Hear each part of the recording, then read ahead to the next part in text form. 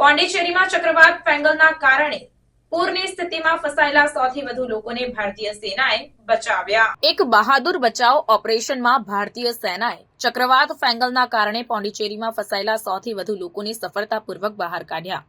નજીકના કિનારે આંચકાવેલા ચક્રવાતે આ વિસ્તારમાં ગંભીર પૂરની સ્થિતિ પેદા કરી, જેના કારણે ઘણા રહેવાસીઓ તેમના ઘરોમાં ફસાઈ ગયા। ભારતીય સેનાની ચેન્નાઈ ગેરિસન બટાલિયન દક્ષિણ ભારત વિસ્તાર હેઠળ કાર્યરત, જે રવિવારે વહેલી સવારે મોબિલાઇઝ કરવામાં આવી હતી। પોંડિચેરી જિલ્લા કલેક્ટર દ્વારા વિનંતી પર પ્રતિસાદ આપતા માનવતાવાદી સહાયતા અને આપત્તિ રાહત કોલમ મેજર અજય સંગ્રવાનના નેતૃત્વ હેઠળ ઝડપથી તૈનાત કરવામાં આવી હતી। ટીમ, જેમાં એક અધિકારી, 6 જુનિયર કમિશન અધિકારીઓ અને 62 અન્ય રેન્કનો સમાવેશ થાય છે, ચેન્નાઈથી રાત્રે મુસાફરી કરીને સવારે 5:30 વાગે પોંડિચેરી પહોંચ્યા।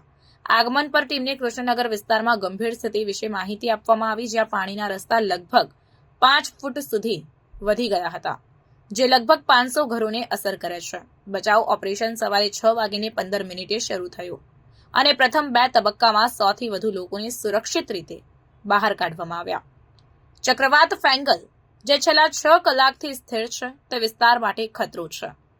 ભારત મોસમ વિભાગે ઉત્તર તમિલનાડુ, પોંડિચેરી અને સંલગ્ન દક્ષિણ આંધ્રપ્રદેશ માટે ભારેથી અતિ ભારે વરસાદની ચેતવણી સાથે રેડ એલર્ટ જારી કર્યું છે।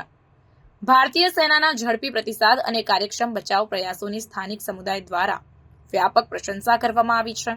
રહેવાસીઓએ સમયસર સહાય માટે તેમની કૃતજ્ઞતા વ્યક્ત કરી, જેનાથી નિશ્ચિતપણે ઘણા જીવ બચ્યા। આ ઓપરેશન ભારતીય સેનાના ઓનગોઈંગ પ્રયાસોનો ભાગ છે, જે સંકટના સમયમાં માનવતાવાદી સહાય અને આપત્તિ રાહત પ્રદાન કરે છે।